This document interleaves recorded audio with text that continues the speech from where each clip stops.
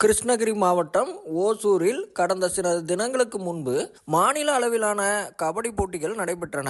3 நாட்கள் நடைபெற்ற இந்த போட்டியில் மாநிலத்தில் மிகச்சிறந்த அணியாக கருதப்படுகின்ற மாவட்ட அளவிலான 38 அணிகள் கலந்து கொண்டு போட்டியில் பங்கேற்றன. இந்த போட்டியின் இறுதியில் கரூர் மாவட்ட அணி சாம்பியன் பட்டத்தை கைப்பற்றியது.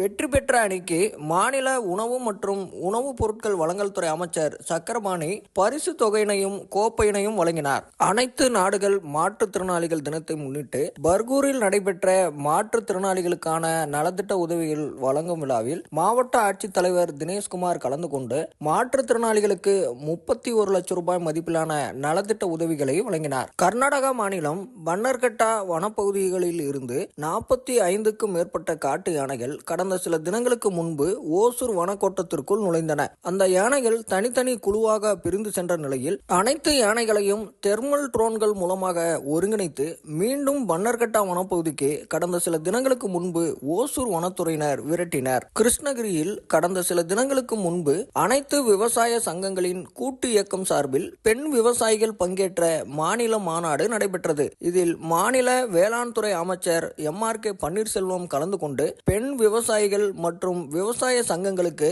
மாநில அரசு செயல்படுத்தி வருகின்ற திட்டங்கள் குறித்து எடுத்துரைத்தார். மத்திய அரசு மாநிலங்களுக்கு வழங்குகின்ற மூலதன சிறப்பு உதவி திட்டத்தின் கீழ் 2,66 லட்சம் ரூபாய் மதிப்பில் சுமார் 3 கிலோமீட்டர் தொலைவிற்கு புதிய தார் சாலை அமைக்க பூமி பூஜை நடைபெற்றது. இதில் மாநில உணவு மற்றும் உணவுப் பொருட்கள் வழங்கல் துறை அமைச்சர் சக்கரபாணி கலந்து கொண்டு பூமி பூஜையினை தொடங்கி வைத்தார். வேலைவாய்ப்பு மற்றும் பயிற்சித்துறை மற்றும் தமிழ்நாடு ஊரக வாழ்வாதார இயக்கம் சார்பில் தனியார் துறையின் 5,000 காலி பணியிடங்களுக்கான வேலைவாய்ப்பு முகாம் கடந்த சில தினங்களுக்கு முன்பு கிருஷ்ணகிரி அரசு மகளிர் கலைக்கல்லூரியில் நடைபெற்றது. இந்த தனியார் துறை வேலைவாய்ப்பு முகாமில் பிரபல 50 தனியார் நிறுவனங்கள் கலந்து கொண்டு தங்களுக்கான இளைஞர்களை தேர்வு செய்தனர். முதல் கட்டமாக தேர்வு செய்யப்பட்ட இளைஞர்களுக்கு மாவட்ட ஆட்சித்தலைவர் தினேஷ்குமார் பணி ஆணைகளை வழங்கினார். கிருஷ்ணகிரி மாவட்ட ஒருங்கிணைந்த நீதிமன்ற வளாகத்தில் கடந்த சில தினங்களுக்கு முன்பு லோக் அதாலத் எனும் மக்கள் குறைதீர்க்கும் முகாம் நடைபெற்றது. இதில் மாவட்ட முதன்மை நீதிபதி லதா கலந்து கொண்டு சுமார் 15 கோடி ரூபாய் மதிப்பிலான 1652 மனுக்களுக்கான தீர்வினை வழங்கி அதற்கான ஆணையினை வழங்கினார். பாரத பிரதமரின் புதிய வேலைவாய்ப்பு